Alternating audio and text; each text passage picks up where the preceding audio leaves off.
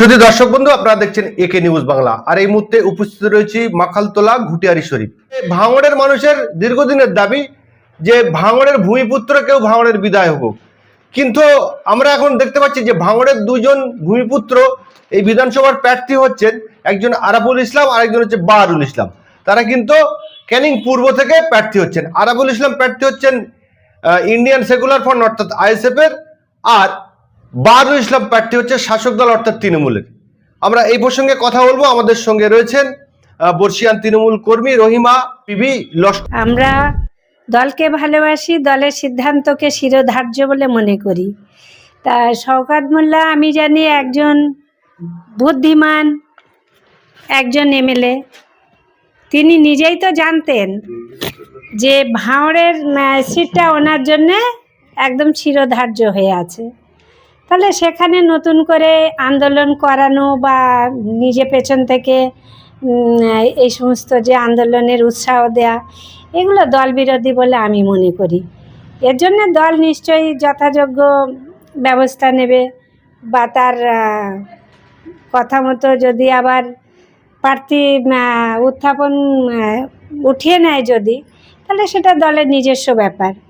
আপনি তো নতুন কথা বলছেন। আমরা শুনলাম যে সেই জায়গায় যারা কালিমপুরের বাসিন্দা তারা বলছেন যে আমরা শওকত মোল্লার কাছে চাই। শওকত মোল্লা বলছে যে দলের নির্দেশ মানতে হবে। ওটা তো লোক দেখানো বলছেন উনি।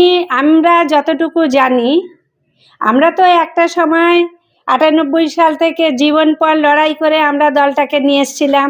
এমনকি জেলও খেটেছি। একটা ছোট্ট শিশু বাচ্চাকে, 2 বছরের বাচ্চাকে রেখে জেল খেটে এসেছি। এসে দেখছি 2011 সালে শওকত মোল্লা টিকিট পাচ্ছেন। তা তখন তো আমরা এত লড়াই আন্দোলন করে এসে সিপিএম থেকে সদ্য আসা শওকত মোল্লাকে দল যখন টিকিট দিয়েছিল, আমরাও সেটা শিরোধার্য বলে মেনে নিয়েছিলাম। আমরা কোনো লড়াই আন্দোলনে যাইনি, কোনো বিরূপ প্রতিক্রিয়া জানাইনি। এই বিষয়ে যদি শওকত মোল্লা নিজেই সিদ্ধান্ত নেয় যে আমি সামনে একটা রূপ দেখাবো, পেছনে আর একটা রূপ দেখাবো, এটা উনি ভুল করছেন। ওনার কাছে তো আমার সূত্র মারফতে খবর আছে, ওনার কাছে দল তো প্রস্তাব দিয়েছিল যে ক্যানিং পূর্ব থেকে ভালো বাছাই ছেলে মেয়ে তুমি নাম প্রস্তাব করো। তাহলে ওনার সঙ্গে থাকা যে সমস্ত লোকজন, আমাদের পুরনো দলীয় কর্মীরা, আমাদের তো একরকম ছেটে ফেলে রেখেছে, আমরা আছি সেইভাবেই আছি। কিন্তু যারা দীর্ঘদিন ওতপ্রোতভাবে ওনার সঙ্গে জড়িয়েছিল, সেই সমস্ত ছেলেদের নামগুলো তো উনি বলতেই পারতেন। তাদের মধ্যে থেকে তো কাউকে একজনকে বেছে নিতে পারতেন। তিনি না করে নিজের ছেলে এবং মেয়ের নামটা প্রস্তাব করেছিলেন, সেখানে দল গ্রাহ্য করেনি। তা আজকে দল যেটা ভালো মনে করেছে সেটাই করে দিয়েছে, সেখানে আমাদের আর কি বলার আছে। আমি মনে করি উনি একজন বুদ্ধিমান এমএলএ হিসাবে সেটা মেনে নেওয়া উচিত। যখনই ভাঙড়ে প্রার্থী ঘোষণা হয় সেই জায়গায় তিনি ভাঙড়ে যান। যাওয়ার পরে দেখলাম যে সেই জায়গায় তৃণমূলের কর্মী সমর্থকরা শওকত মোল্লাকে গলায় ফুলের মালা দিয়ে বরণ করে নিলেন। কি বলবেন? দেখুন, শওকত মোল্লা যে ভাঙড়ের প্রার্থী হবে এটা পূর্ব পরিকল্পিত। শওকত মোল্লা নিজেই তো জানতেন। তো এখন প্রার্থী যখন ওখানে হয়ে গেছেন, ভাঙড়ের মানুষ কিভাবে তাকে জেতাবে না জেতাবে সেটা ভাঙড়ের মানুষের সম্পূর্ণ নিজস্ব ব্যাপার। তবে যার সঙ্গে সঙ্গে যেটা আপনি বলছেন ফুল মালা মিষ্টি দিয়ে বরণ করছে, সেটা তারা কিভাবে বরণ করছে, কেন বরণ করছে, তার মধ্যে কি আছে সেটা আমি বলতে পারবো না। সেটা ভোটের পরেই বোঝা যাবে। কাইজার আহমেদ এবং আরাবুল ইসলাম ভাঙড়ের, তারা কাজে তো দল ছুট। আরাবুল ইসলাম ইতিমধ্যেই তিনি ক্যানিং পূর্ব বিধানসভা থেকে আইএসএফ এর ক্যান্ডিডেট হবেন, এবং এই আরাবুল ইসলাম এবং কাইজার আহমেদ সরে যাওয়ায় নওশাদ সিদ্দিকীর জেতার সম্ভাবনা 99%। কি বলবেন? হ্যাঁ, যেটা এককভাবে নওশাদ সিদ্দিকী যে মার্জিনে জিতেছিল, সেটা আরাবুল কাইজার যাতে আমার মনে হয় আরও ব্যাপক হারে জয়লাভ করতে পারে। আমাদের এই বিষয়ে আমরা সন্দেহের জায়গায় আছি। এই যে আরাবুল কাইজার বেরিয়ে গেলেন, আপনারাও পুরনো দল ছিলেন, কর্মী ছিলেন, আপনারাও বেরিয়ে গেলেন, ক্রমশই দলটা কি অন্য দল থেকে আসা? না, আপনার কথা রেখে বলি, আমরা কিন্তু বার হয়ে যাইনি। আমরা এখনো দলের কর্মী। 98 সাল থেকে দল তৈরি হওয়ার মুহূর্ত থেকে আমরা ছিলাম, ব্রাত্য হয়ে আছি, কিন্তু আমরা দল ছেড়ে যাইনি। আমরা এখনো দলের মুখের দিকে তাকিয়ে আছি। দল যে সিদ্ধান্ত নেবে আমরা দলের সিদ্ধান্তকে শিরোধার্য করে নেব। যেখানে যে পরিস্থিতিতে আমাদের কাজে লাগাবে আমরা সেখানে দাঁড়িয়ে কাজ করব, কিন্তু আমরা দল ত্যাগ করব না। বিভিন্ন জায়গায় প্রার্থী ঘোষণার পরে বিভিন্ন জায়গায় তৃণমূল কংগ্রেসের মধ্যে প্রার্থী না হয় অনেক মানুষ অসন্তোষ প্রকাশ করছেন।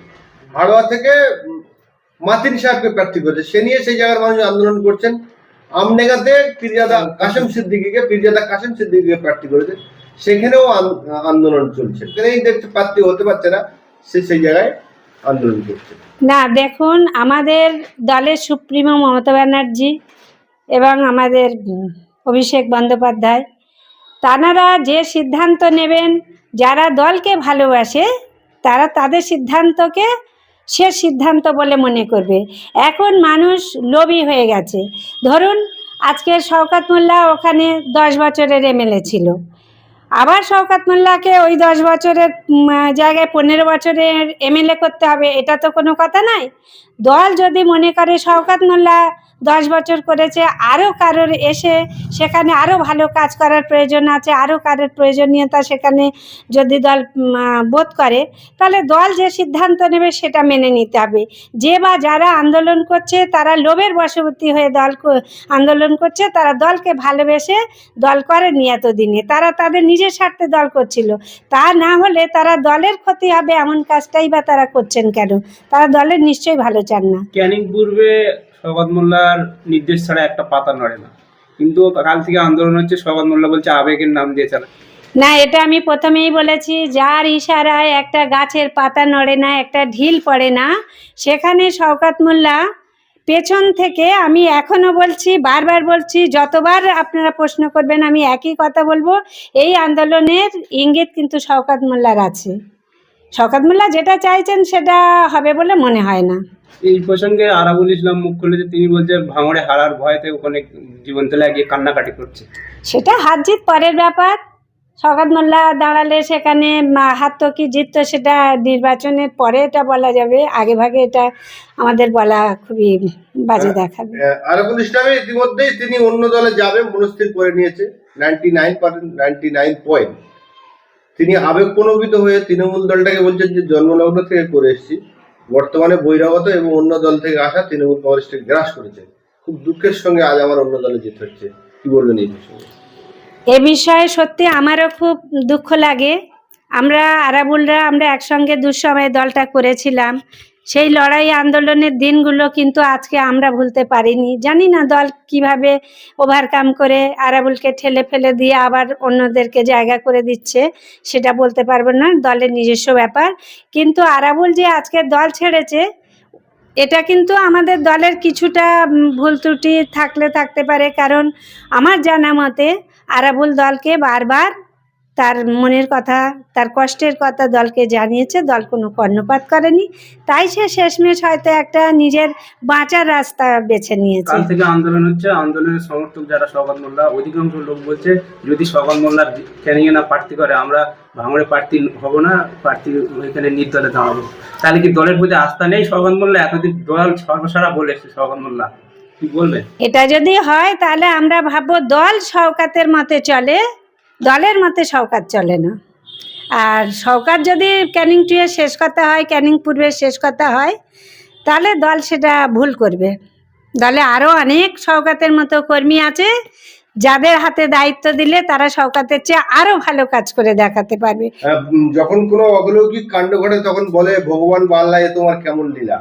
ভাঙড়ের মানুষ সর্বদা চেয়ে এসছে ভাঙড়ের ভূমিপুত্র, ভাঙড়ের প্রার্থী হতে। সেই জায়গায় ভাঙড়ের দুজন ভূমিপুত্র প্রার্থী হচ্ছে, তারা একজন আরাবুল ইসলাম আর একজন বাহারুল ইসলাম। দুই ইসলাম প্রার্থী হচ্ছে কোথা থেকে? ক্যানিং পূর্ব থেকে। তা দুজনেই তো বহিরাগত, ধরতে গেলে দুজনেই বহিরাগত।